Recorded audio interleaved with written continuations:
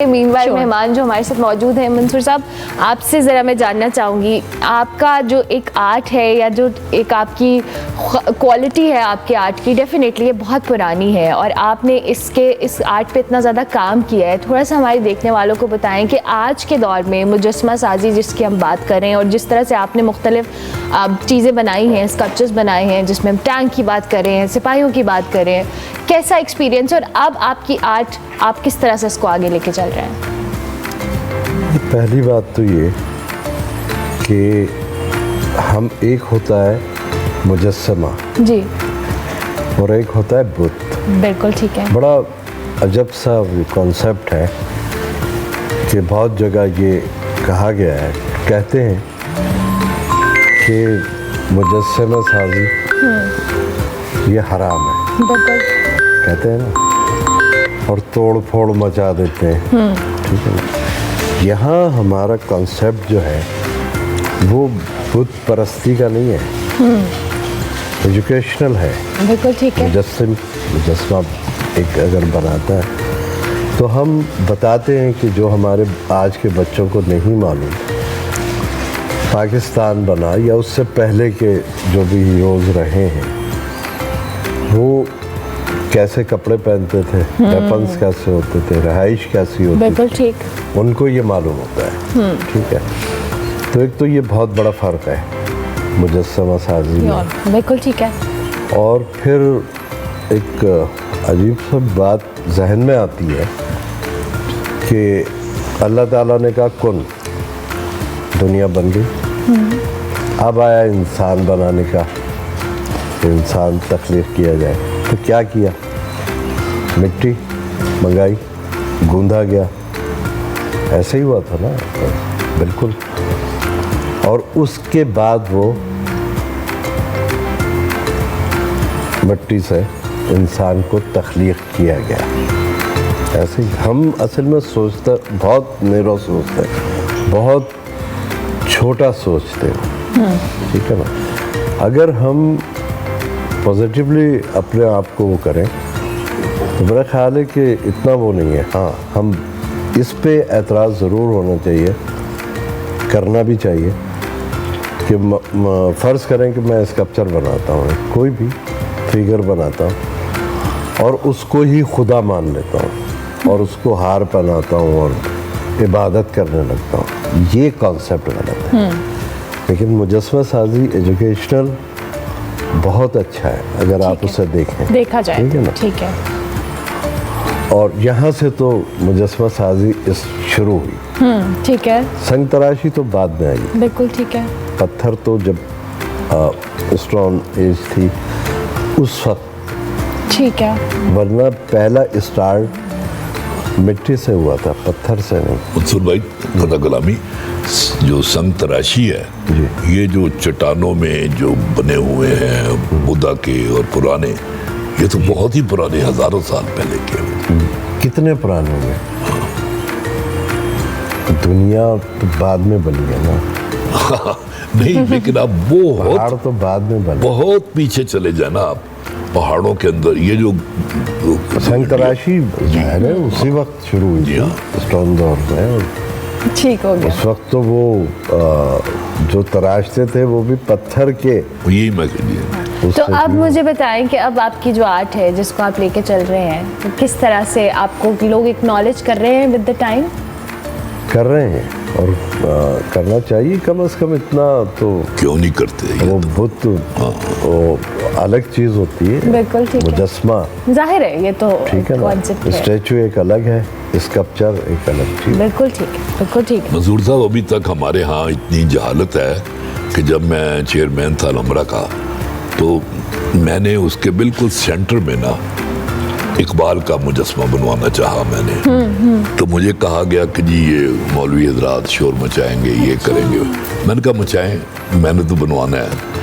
اب وہ بنا اور الحمرہ کی پہچان ہی اب وہ ہے. اب سب لوگ وہاں آ کے نا تصویریں بنواتے ہیں اور مولوی حضرات چپ کے پاس سے کئی ایک کو تو میں نے تصویریں بنواتے ہوئے. اچھا جی آپ کو ایک بات بتاؤں کہ آپ تو اچھی طرح جانتے ہوں گے بابا ظہیم شاہ تاجی، جی جی ان کا کانسیپٹ ہی الگ تھا، جی جی جی جی جی بالکل الگ کانسیپٹ تھا ان کا. تو مولوی آپ یہ دیکھیں کہ اس سے بہتر کہ آپ اعتراض کریں، آپ اپنے پڑوس میں جا کے پوچھیں کہ کسی نے کچھ کھایا پیا، کوئی پریشان تو نہیں، یہاں سے اسٹارٹ لینا. ہاں مطلب جو بیسک چیزیں ہیں direct اس پہ، ہاں اس پہ غور کیا جائے. سوری لیکن یہ ایسا ہے. صحیح کہہ رہے ہیں آپ، صحیح کہہ رہے ہیں. اچھا کاشمی صاحب میں نے لیکن نا ایک میں تھوڑا سا ایڈ کر دوں میں کہ اب تو مولوی جو ہیں بہت سارے، آپ ٹک ٹاک پہ چلے جائیں، وہ خود بت بنے ہوئے ہیں اور لوگ سجدے کر رہے ہیں ان کو. ٹک ٹاک دیکھیں آپ. بالکل ہے. ہاں بالکل وہ سارا کچھ ہو رہا ہے جو بت کے ساتھ ہوتا ہے. اینی ہو آپ کچھ. میرا سوال آپ، اب میں چونکہ ہم تحریک پاکستان کا ہم نے ذکر کیا، اس میں ادیب و شاعروں کے کردار کے، میں موجودہ دور میں بھی آپ سے پوچھنا چاہوں گی، آپ کے نزدیک ایسے کوئی ادیب شاعر لوگ موجود ہیں جو موجودہ دور کے مسائل ہوں، اس کے ایشوز ہوں، چیلنجز ہوں، اس کے ساتھ ریلیونٹ ہیں، کام کر رہے ہیں، تاکہ ظاہر ہے ایک وہی آپ نے کہا نا مائنڈ سیٹ بناتے ہیں ایک ادیب یا شاعر؟ آپ کا یہ سوال بہت ہی اچھا ہے کیونکہ اس کے بغیر تو پھر بات ہی نہیں بنتی نا. اچھا، اور کافی میں پڑھتا رہتا ہوں افسانے، شاعری، کیونکہ افسانہ تو میرا فیلڈ نہیں، شاعری ہے، ڈرامہ ہے میرا. تو وہ ڈرامے بھی ایون میں دیکھتا ہوں کہ یہ ایک ذہن سازی کرنے والے لوگ موجود ہیں. اچھا ٹھیک ہے. ایسے نہیں ہے کہ نہیں ہے، لیکن کوئی کسی طرح کا ذہن بنا رہا ہے، کوئی کسی طرح کا ذہن بنا رہا ہے. لیکن اوور آل میں سمجھتا ہوں کہ رائٹر جو ہوتا ہے نا، وہ جب ایک تخلیق کرتا ہے نا، تو تخلیق میں سے جتنے پہلو بھی نکلیں گے میں نہیں سمجھتا کہ وہ منفی ہوں گے. ہاں اس میں سے بہرحال اگر آپ کو اختلاف بھی ہوگا کسی سے، لیکن وہ اختلاف بھی اللہ تعالیٰ کی ایک رحمت ہے، نعمت. اچھا کاشمی صاحب، یہ میں آپ سے آف ایئر بھی بات کر رہی تھی کہ اب چیزیں بڑی مختلف اس طرح سے ہو گئی ہیں، جہاں ہم ڈیجیٹل دور کے فائدوں کی بات کر رہے ہیں. جیسے میں نے اگر کوئی کتاب پڑھنی ہے، کوئی چیز پڑھنی ہے، مجھے آن لائن اویلیبل ہے، لیکن اس کے ساتھ سے جو کرٹیسزم ہے وہ اب بہت زیادہ ہے. آپ کی انٹینشن اچھی ہے یا بری ہے وہ تو ایک الگ بات ہے، ہم نے لوگوں کو باتوں سے ان کو پکڑنا، ان کو جج کرنا، ان کے عقیدوں پہ بات کرنا، ان کی ہر چیز پہ کوشچن کرنا بڑا آسان کر دیا ہے. اور یہ چیزیں ہم موجودہ دور میں بھی دیکھیں یا پہلے لوگوں میں بھی دیکھیں، بہت زیادہ ہو گیا ہے.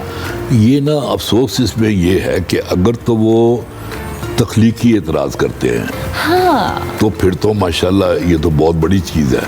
یہ تو ذاتیات کے حوالے سے ہوتے ہیں، اور پھر ان کی جو لینگویج ہوتی ہے اس کا ادب کی کسی صنف سے کوئی تعلق ہی نہیں ہوتا. بالکل وہ تو ڈائریکٹ شروع ہوتے ہیں حملہ کرنے ہیں اور کچھ نہیں دیکھتے، وہ تباہی مچاتے ہیں وہ ساری کی ساری. لیکن اس کے باوجود اب بھی جو ایک پازیٹیو کرٹیسزم جو ہے وہ آپ کو ہمارے ادب میں ملے گا، اور بہت لوگ لکھنے والے موجود ہیں. اچھا وہ آپ نے شاید مجھ سے پوچھا تھا یا پوچھنا تھا اس کے بارے میں، پاکستان کے جو ادب تخلیق وہ میں نے پوچھا تھا آپ سے.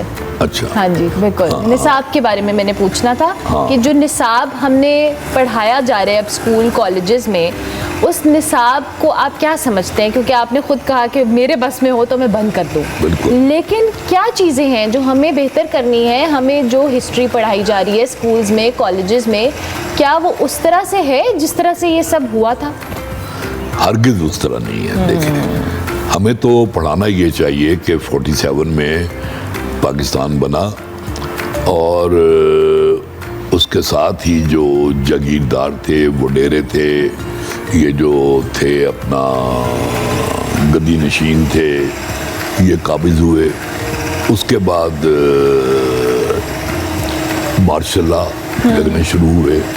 لیکن ہمیں نہیں بتایا جاتی یہ باتیں، اس طرح نہیں بتائی جاتی بالکل، بلکہ ان چیزوں کے مارشل لاؤں کے فوائد بتائے جاتے ہیں کہ کس طرح انہوں نے کرپٹ سیاستدانوں کو، وہ جو کرپٹ سیاستدان تھے نا، انہی میں سے یہ سب سے کمزور تھا ایک فیروز خانون، اور گوادر کی بندرگاہ اس نے لی تھی.